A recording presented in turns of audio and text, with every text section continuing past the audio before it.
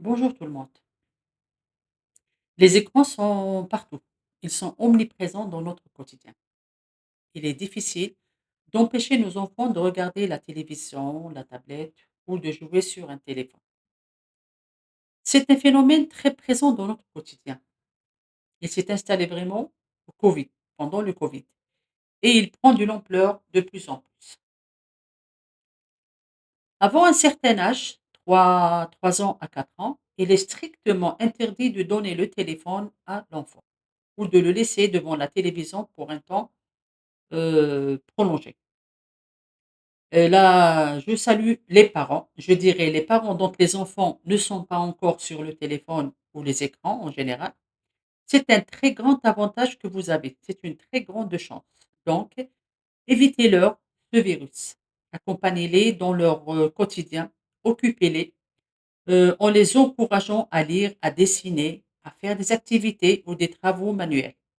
Faites-leur faire des activités physiques ou tout simplement laissez-les jouer à l'air libre, dehors, dans un jardin ou au parc. Bien sûr, toujours sous votre contrôle et surveillance. On dit pas d'écran avant 3 ans. Moi, par expérience, je dirais pas d'écran avant 5 ans à 6 ans. Ça veut dire pas d'écran avant la scolarité de l'enfant.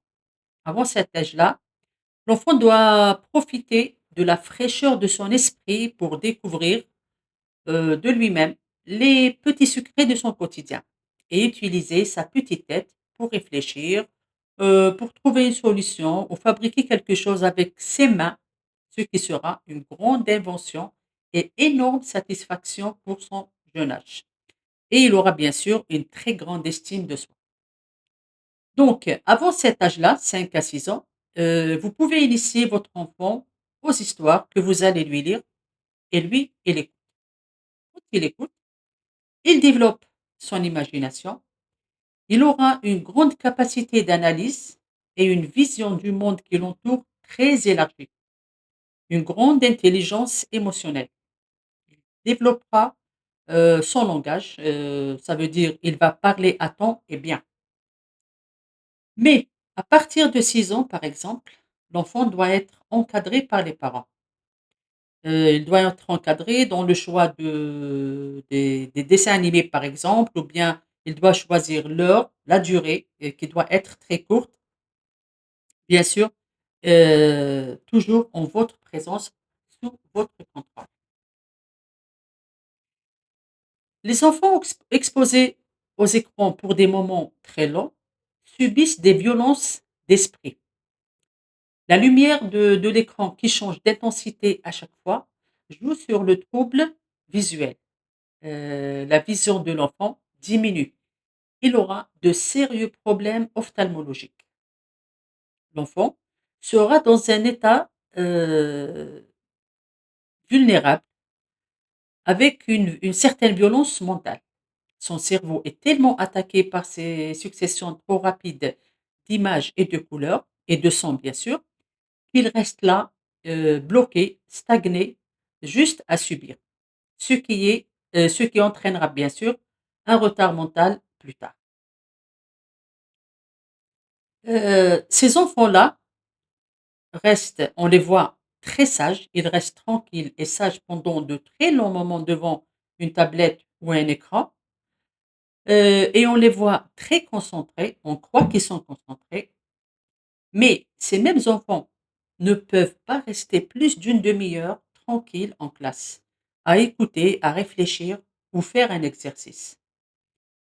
Tout simplement parce que, tout simplement, leur cerveau est tellement été agressé par toutes ces informations rapides, des écrans qu'il ne fait pas d'effort, ne travaille pas. Il est là à subir, à regarder ces images, ces couleurs, cette succession très rapide d'idées, d'images qu'il n'a même pas le temps de mémoriser ou d'analyser.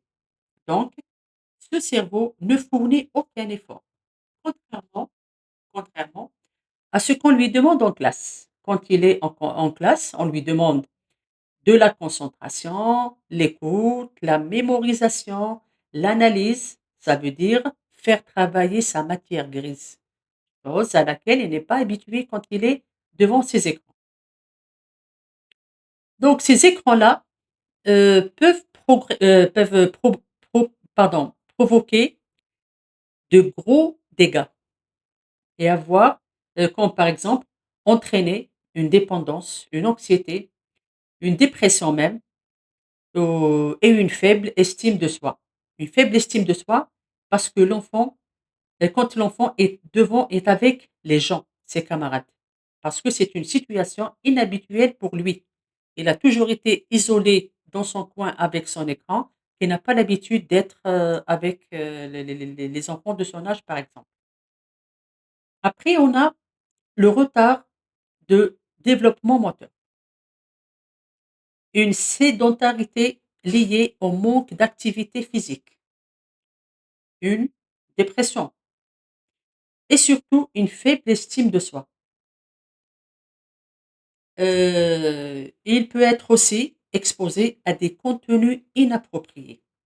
Au final, tous ces dangers que peut entraîner et bien d'autres bien sûr, hein, l'exposition prolongée aux écrans, vont automatiquement nuire au comportement scolaire, pa aux compétences scolaires par la faible capacité de concentration de l'enfant. Donc, que peut-on faire pour diminuer l'usage des écrans pour nos enfants? Donc pour les ados, dépendants ou accros aux écrans, mieux vaut privilégier au début le dialogue et encadrer, leur temps d'utilisation des écrans.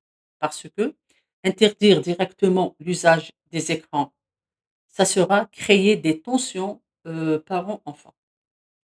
Donc accompagnez-les dans leur, navigation sur internet, pourquoi pas? Comme je l'ai déjà dit, installez le dialogue, de la communication entre vous. Communiquez avec votre enfant. Parlez de ce que vous avez vu sur internet ou, ce dont on vous a parlé. Comme ça, à son tour, il vous racontera ce qu'il a vu, même les pires histoires.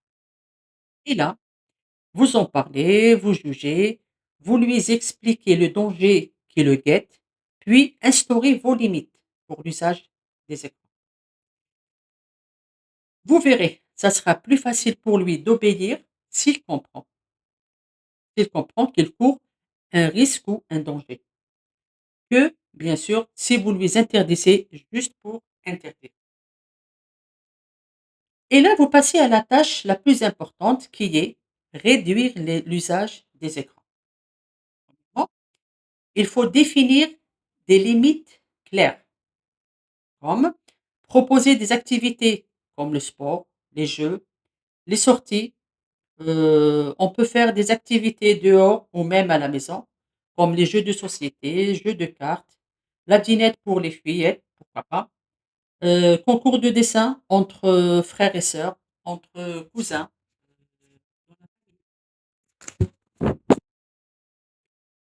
et plein d'autres jeux qu'on peut faire à la maison ou dans le jardin. Soyez créatifs avec vos enfants. Bien sûr, vous allez me dire: «Mais on n'a pas le temps pour ça». Si, si vous voulez avoir du temps pour la bonne cause, il suffit juste de vous organiser, de bien planifier vos journées et de faire cet objectif, ça veut dire réduire, les écrans, réduire l'usage des écrans chez vos enfants, de faire de cet objectif votre seule et unique préoccupation, priorité. En commençant par les parents doivent aussi montrer l'exemple, comme comme je l'ai déjà dit dans les vidéos précédentes, limiter en limitant leur propre usage des écrans. Les parents doivent limiter leur usage des écrans, surtout devant les enfants, parce que les petits imitent facilement les grands. Deuxièmement, utiliser les outils de contrôle parental et définir des zones sans écran. Il faut juste interdire l'usage des écrans dans certains endroits dans la maison. Par exemple, la table, la chambre la chambre à coucher ou même le salon quand la famille est réunie. Tout le monde est là, c'est pour favoriser l'interaction familiale. Créer des liens affectifs chaleureux, respectueux, familial avec vos enfants. Comme ça, vous allez diminuer le temps que l'enfant passera devant l'écran. Après, il faut définir les heures spécifiques. Ça veut dire imposer des moments où les téléphones doivent être éteints. Fin de la journée, par exemple, si c'est possible, ou à partir d'une certaine heure que vous allez fixer. Ou au moins avant de dormir, parce que le cerveau se repose et récupère. Le cerveau, la nuit, doit se reposer pour récupérer. Encourager les activités de loisirs. Encouragez votre enfant à pratiquer une ou des activités sportives ou artistiques, telles le dessin, le théâtre, etc. Privilégiez les moments que vous passez en famille. Faites des jeux de société, des jeux même de votre imagination. L'essentiel, c'est que vous allez partager avec votre enfant des moments agréables. Faites des visites ou invitez des amis ou des membres de votre famille à la maison. L'enfant n'aura pas le temps vide pour penser à sa console ou son écran. Quand il trouve des interactions réelles, chaleureuses, pleines d'amour et d'affection et des échanges concrets. Montrez à votre enfant que le téléphone n'est pas votre priorité en l'éteignant pendant des moments familiaux. Donnez l'exemple. Bien sûr, toutes ces règles qu'on met en place et en application peuvent être différentes d'une famille à une autre, d'un enfant à un autre, et même différentes pendant les vacances scolaires par rapport à la semaine, par rapport au trimestre. Mais je ne dis pas ça pour tout lâcher pendant les vacances. Ça reste que l'usage des écrans doit être réduit chez l'enfant, voire inexistant. Inexistant, ça c'est toujours mon avis. Avec un peu, de flexibilité, pourquoi pas, pendant les vacances, si vous voulez. Si l'enfant ne peut pas ou n'a pas de possibilité de faire les activités dont on a parlé. Sur ce, je vous dis au revoir et à bientôt.